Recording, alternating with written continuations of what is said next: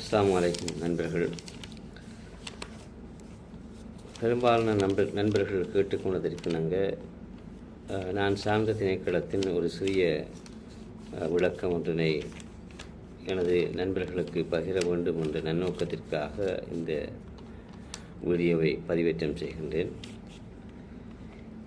தற்போதைய இந்த நாட்களிலே உள்நாட்டு இறைவழி திணைக்களத்தால் இவ்வாறான ஒரு பணம் செலுத்துகின்ற நபருக்கு உங்களுடைய தபால் மூலமாக வந்த வண்ணம் இருக்கிறது.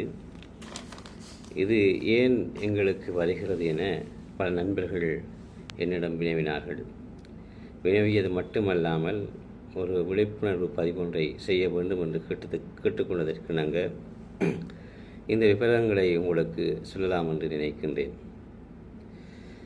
இந்த படிவம் யார் யாருக்கெல்லாம் வரும் என்றால், ஒரு வியாபாரத்தை உள்ளூராட்சி மன்றங்களிலே பதிவு செய்த ஒரு நபருக்கு, வங்கியிலே பெருந்தொகையான பணத்தை நிலையான வைப்பிலிட்டு வட்டி ஈட்டுகின்ற நபர்களுக்கு, ஒரு சொத்து ஒன்றினை தனது பேரிலே பதிவு செய்தவர்கள், அது காணியாக வாகனமாக இருக்கும், தாமாகவே வந்து உள்நாட்டு இறைவழி திணைக்களத்திலே பதிவு செய்த நபர்கள், இவர்களுக்கு இந்த படிவம் அனுப்பப்படுகிறது. இந்த படிவம் உள்நாட்டு இறைவழி திணைக்களத்திலே பதிவு செய்யப்பட்ட அனைவருக்குமே வரும்.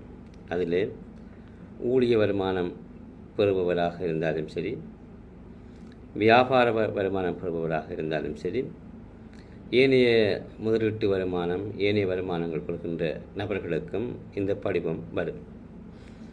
ஊழிய வருமானம் பெறுகின்றவர்கள் அவர்களுடைய சம்பளத்திலே 2024-2025 ஆண்டுக்கு 1,00,000 ரூபாவுக்கு மேலதிகமாக வருமானம் பெறுகின்ற போது அவருடைய சம்பளத்திலே வருமான வரி கழிக்கப்பட்டு வைப்பு செய்யப்படும். அவ்வாறானவர்கள் சில வேளைகளில் அவர்களுக்கு ஏனைய வருமானங்கள் இருக்கும்.